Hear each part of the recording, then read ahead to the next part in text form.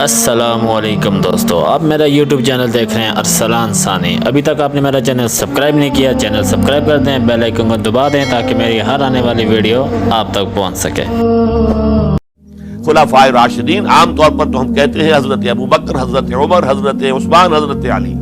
میں نے اپنی ذاتی رائے، حقیر سی رائے عرض کی ہے، اس میں حضرت حسن کا دور بھی شامل ہونا چاہیے 6 مہینے کا، تب وہ 30 برس پورے ہوتے ہیں جو حدیث میں آیا ہے کہ خلافت جو ہے وہ 30 برس رہے گی، اس کے بعد ملوکیت شروع ہو جائے گی۔ تو ملوکیت کا پہلا قدم یہ تھا کہ حضرت معاویہ نے طاقت سے بزور خلافت حاصل کی، اس لیے ان کو خلیفہ راشد ہم نہیں کہتے۔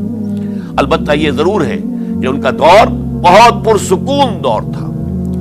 البتہ جب 10 برس گزر گئے حضرت معاویہ کے دور حکومت کو، اب میں یہاں لفظ خلافت کی بجائے دور حکومت استعمال کر رہا ہوں، جو کہ خلافت راشدہ سے ذرا اس کا فرق واضح ہو جائے، تو اس وقت ایک اور صحابی، جلیل القدر صحابی مغیرہ ابن شعبہ رضی اللہ تعالی عنہ، وہ حضرت معاویہ کے پاس آئے اور انہوں نے یہ کہا کہ دیکھیے، اگر آپ نے اپنے بعد اپنا جانشین نامزد نہ کیا تو ہو سکتا ہے پھر فسادات پیدا ہو جائے، پھر مختلف لوگ خلافت کا دعویٰ لے کر کھڑے ہو جائیں، پھر خانہ جنگی ہو جائے۔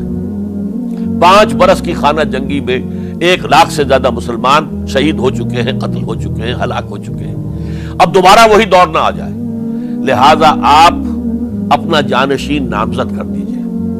امیر معاویہ ریلیکٹنٹ تھے، لیکن انہوں نے دلائل دیے، دلائل مضبوط تھے۔ انہوں نے کہا کہ اب کبار صحابہ دنیا سے رخصت ہو چکے، وہ جماعت کہ جن کی تربیت اور تزکیہ، جن کی تعلیم حضور نے خود کی تھی اور ان کو اندر سے پاک کر دیا تھا، ان کی نیتیں بالکل پاک ہو چکی تھی، کوئی نفسانیت ان میں نہیں رہی تھی، وہ جماعت تو اکثر و بیشتر اب ختم ہو چکی، فوت پا چکے، وفات ہو چکی۔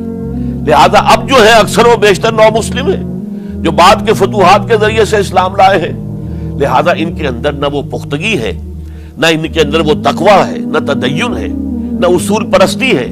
اسلام کی پوری تعلیمات جو ہیں وہ ان کے وجود کے اندر، ان کے شعور کے اندر گہری اتری ہوئی نہیں ہے۔ لہذا اب صورتحال وہ نہیں رہ سکے گی جو حضرت ابوبکر یا حضرت عمر یا حضرت عثمان یا حضرت علی کے زمانے میں تھی، لہذا آپ نامزد کیجئے۔ یہ بھی بتا دوں کہ مغیرہ ابن شعبہ کون تھے رضی اللہ تعالیٰ عنہ۔ نمبر 1 یہ ہے کہ یہ اصحاب شجرہ میں شامل ہیں، جن 1400 یا 1800 افراد نے حضور سے بیعت کی تھی صلح حدیبیہ سے متصلاً قبل، اس درخت کے نیچے بیٹھ کر جس کے بارے میں سورہ فتح میں فرمایا گیا کہ لقد رضی اللہ عن المؤمنین اذ یبایعونک تحت الشجرہ، اللہ ان تمام اہل ایمان سے راضی ہو گیا جو ہے نبی صلی اللہ علیہ وسلم آپ کے دست مبارک پر بیعت کر رہے تھے اس درخت کے نیچے، ان میں سے موجود، ان میں یہ مغیرہ ابن شعبہ ہے۔ پھر مغیرہ ابن شعبہ وہ ہے کہ حضرت علی اور امیر معاویہ ان کے درمیان جو خانہ جنگی ہوئی اس میں ہمیشہ حضرت علی کے ساتھ رہے، حضرت علی کے ہی وہ سپورٹر تھے، ان کے ساتھ تھے۔ اس پہلو سے اچھی طرح سمجھ لیجئے کہ یہ نہیں ہے کہ وہ در حقیقت کو پہلے سے وہ امیر معاویہ کے ساتھی تھے، نہیں، لیکن اب جو صورتحال وہ دیکھ رہے تھے، جہاں دیدہ انسان تھے، بہت بڑے سیاستدان تھے، جانتے تھے حالات کو، حالات کے نبض پر ان کا ہاتھ تھا، لہذا انہوں نے یہ مشورہ دیا اور پھر امیر معاویہ نے اس مشورے کو قبول کر لیا اور یزید کی ولی عہدی کا اعلان کر دیا۔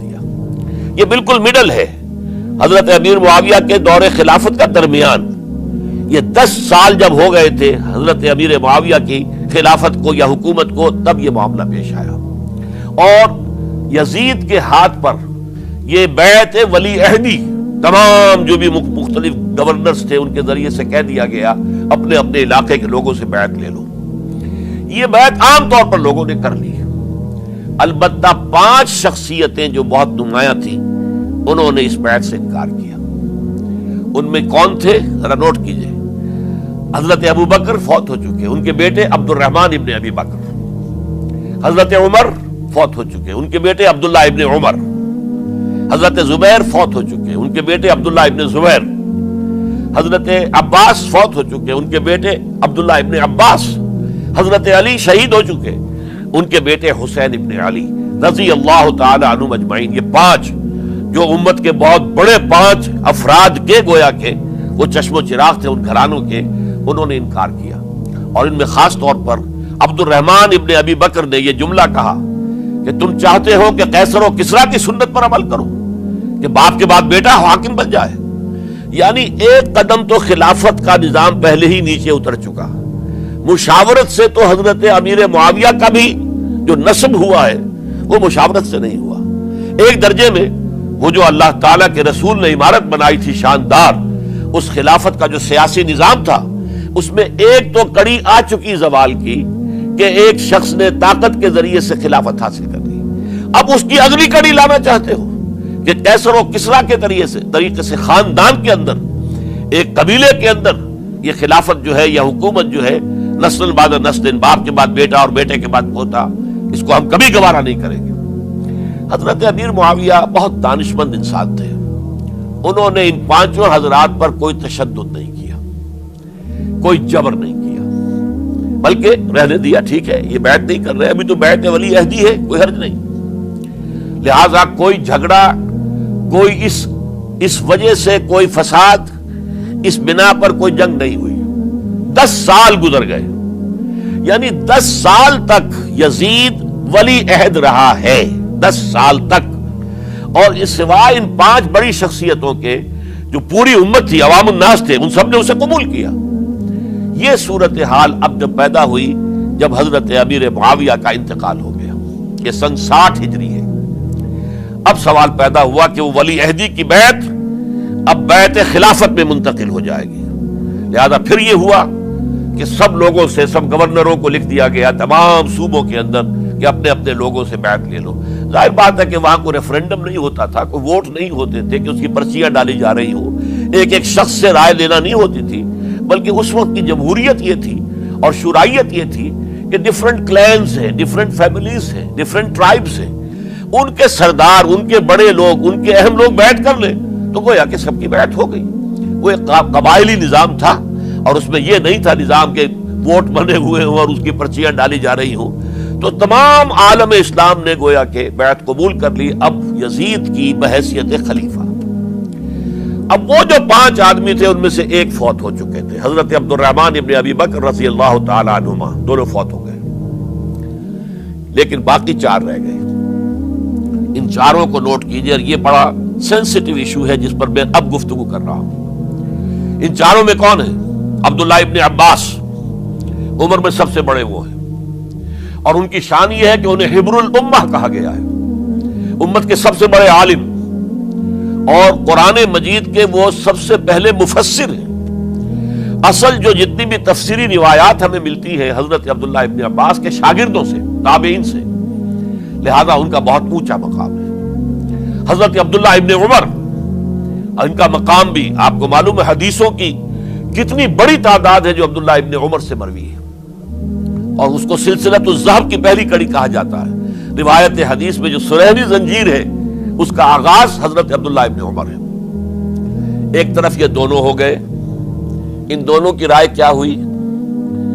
اگرچہ کام غلط ہوا ہے، یہ اس طریقے سے قیصر و کسریٰ کی روایت پر عمل کرنا غلط ہے، لیکن یہ اتنی بڑی غلطی نہیں ہے کہ اس کی وجہ سے باہمی جنگ و جدال ہو، خوریزی ہو، ایک دوسرے کی گردنیں کاٹی جائیں اور فتنہ و فساد پیدا کر دیا جائے. لہذا انہوں نے یزید کی بیعت کر لی. 2 حضرات رہ گئے، یہ نسبتاً نوجوان ہیں. ان دونوں کی پیدائش ہجرت کے بعد ہوئی ہے. ہجرت کے بعد پہلا بچہ جو مہاجرین میں پیدا ہوا ہے وہ عبداللہ ابن زبیر ہے. بلکہ کچھ عرصے تک مہاجرین میں جب کوئی پیدائش نہیں ہوئی تو وہ مکے مدینے کے منافقین نے کہنا شروع کر دیا تھا کہ یہ یہاں کے کمزور ہو گئے، نامرد ہو گئے، ان کی اولاد اب چلے گی نہیں.